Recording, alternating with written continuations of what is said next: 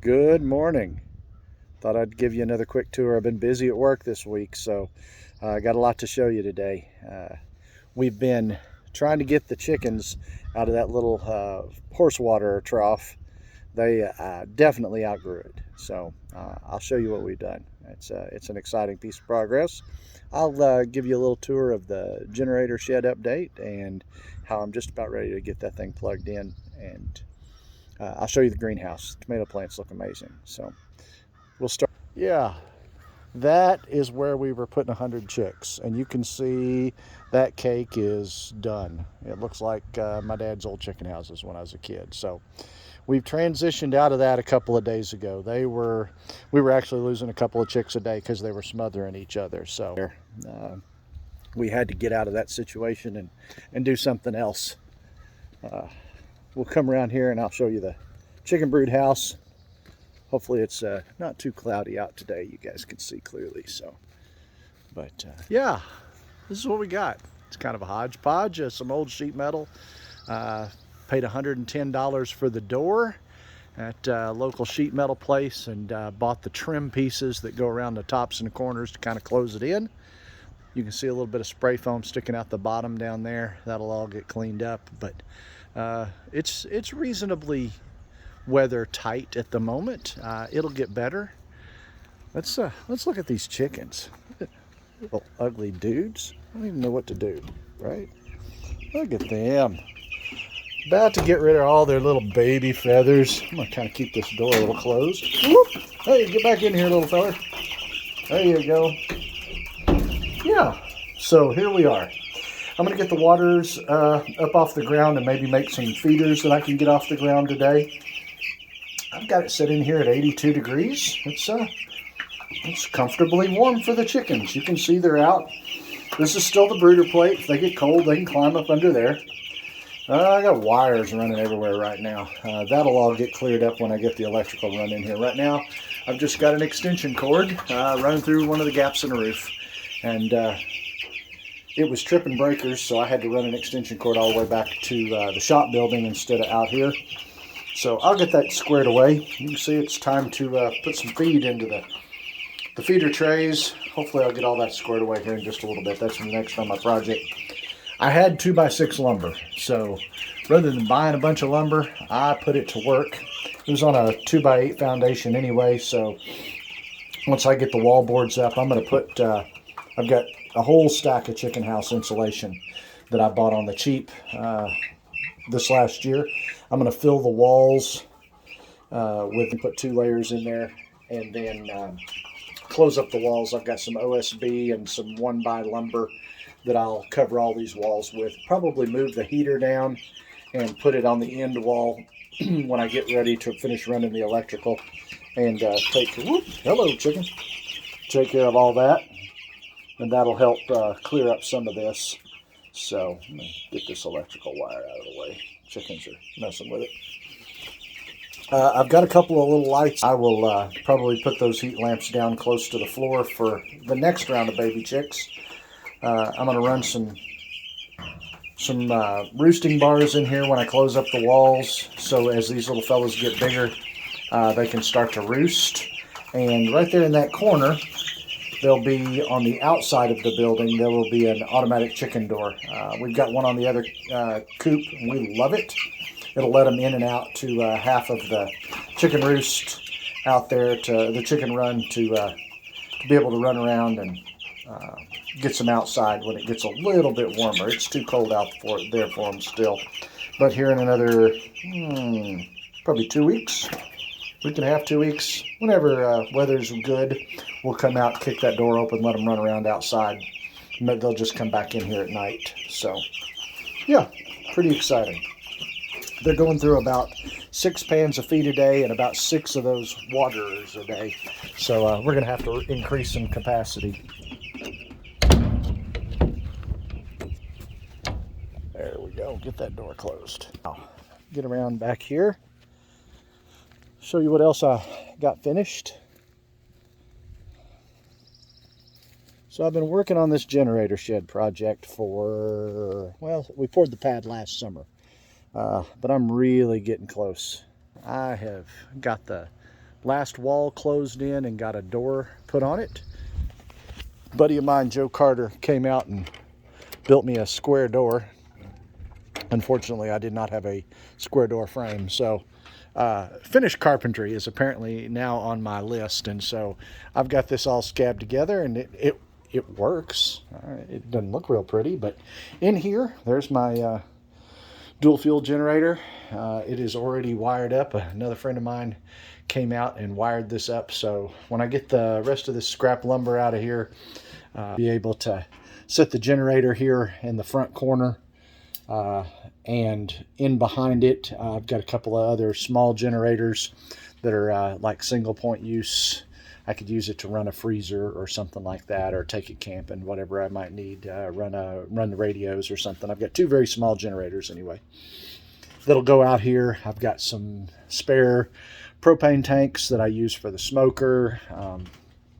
I can also use it, I've got a brush dragon to light the brush on fire in the brush piles and use it to burn stuff with. All that'll come out here, and maybe some my spare fuel tanks. I'm hoping this, once I get the spare lumber out of here and the concrete mix and stuff from this project all out of here and finished up, that this will become kind of my fuel shed.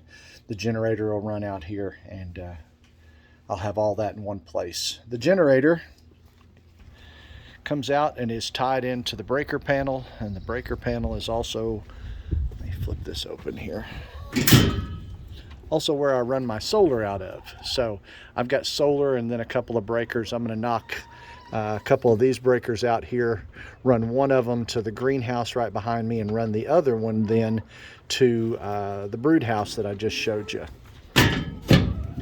Close that back up, and that'll take care of that. Hello, ladies. Let me turn you around. There we go. These are the chickens that we get the eggs from. They're digging down. We spread out a bunch of mulch. Karen throws out fermented corn, and they dig around, and they're looking for bugs these days, and they scratch around in all this. And then here, probably 3 or 4 more weeks, we'll probably drag a bunch of this out, put it in the garden in a couple of raised beds, and put some new in here for them, and bury some treats for them to dig up. They've got a spot over here. I don't know, it wants to focus on the wire instead of, yeah, there we go. They've got a spot there in that corner where they've dug it down to the dirt, and that's where they get their dust baths. They flitter around in that and get dust in their feathers to help keep the bugs and the mites off. So over there, the yellow bucket is a waterer. It's got little nipple waters there. Hello, Bossy. This is the one Karen calls Bossy. This is her mama chick. She's a handy one. And this one, this water here is another bigger water tank. I got some 30-gallon barrels. Sorry, this doesn't want to go through the fence real well, but 30-gallon barrels. And it's got nipple waters all the way around it. We keep it full of water. Over there is another blue bucket, and that one is for the feed. Well, hello. Come up here and talk. You're the star of the show.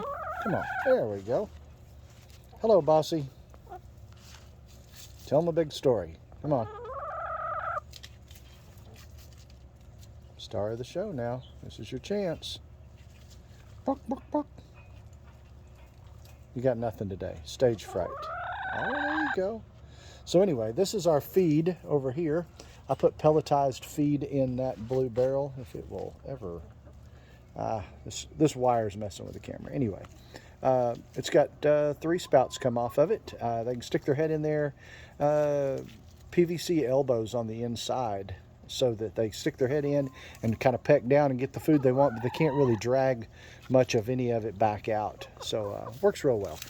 And I don't know if you can kind of see, yeah, the red door up there on the wall at the top of the ramp, that is our other automatic chicken door. So it opens daylight and closes about 30 minutes after dark. You can see we built the ramp. They run right up that dude every night. Took them a while to get trained. They had to get left out a few nights when it was cold and learn their lessons. Life is hard. So they've figured it out now, and they go inside when they want. I've got this coop split where I can close that other door and keep the egg layers over here on this side, and I'll let those meat chickens run on that far side over there, and we'll put feeders out for them over there and such. And that's why we've got it set up. You can see also got wire on the top. Catches a few pine needles, but other than that, it keeps the hawks out and everything else. I don't have to worry about predators that way. So, and the greenhouse. Let me let's turn this camera around this way for just a second. Get this pulled up. We'll step inside the greenhouse. So look at these tomato plants. They are less than a month old, and they are probably between 6 and 8 inches tall. Karen's bottom watering them. You can see the water in the pans. These are Ozark pink tomatoes. You can kind of see that written there. What do we have here? Those are the mortgage lifters. Those are mortgage lifters. These are beefsteaks. Beefsteaks are not as big. They got a little slower start. What else we have here? Some more Ozark pinks. Yellow pear tomatoes. Oh, those are wonderful. They grow, the bushes grow about 8 feet tall. Between 6 and 8 feet tall. Put off the most sweet little cherry pear-shaped yellow tomato that you have ever eaten. I can stand there at the bush and make myself sick just eating tomatoes. What else do we have here? More Ozark pinks. These are Amish paste tomatoes over here. This is something different. What do we have here? Oh, this is honey bell peppers. So those are the peppers. They take longer, so that's pretty good for them being a month. Karen waters them when she washes out those baby chick feeders. There's a lot of poop in the bottom of them, so she waters them, washes them out in a 5-gallon bucket, which puts the chicken poop in there. And then when she comes in here to water, you can see our water is a little cloudy. She'll just dip water out of that bucket, and we won't always do that, right? This is young tomato plants coming on right now. I don't want to take any chances with chicken poop later, but right now it's fertilizer, and you can see it's making some good tomato plants. So I've got a little heater down here on the floor. That's what keeps my greenhouse warm right now. I've got it set on 74 degrees, and it runs and keeps the greenhouse nice and toasty. So it's going to get down at or near or below freezing tonight. We'll probably move these tomato plants down a row so that they're not touching the ceiling where they'll get any frost. But other than that, you can see they're healthy. We get sunny days, we'll take them outside and let them get some more sun. Inside, I've got more pepper plants. We restarted a few tomato plants that didn't come up, that didn't germinate. And we're ready to start. I think Karen has got 1 tray maybe of cabbage started. And so that's where we are right now with all of that. Lots of seed starts. This is a big spring for us. We're going to be selling a bunch of these. So if you're interested at some point in time, reach out to me. And when it gets a little closer to planting time, we'll get you started and get you into tomatoes. So hope you all have a wonderful day. Thanks for watching these videos. I enjoy making them. I hope you're enjoying watching them. Take a few minutes if you can. Go over to my channel. Subscribe to the videos and hit the bell icon, and you'll get a little notification on your phone or your tablet or whatever you're watching on, and it will tell you what I'm doing, show you my next video. I appreciate y'all's support. God bless. Have a great day.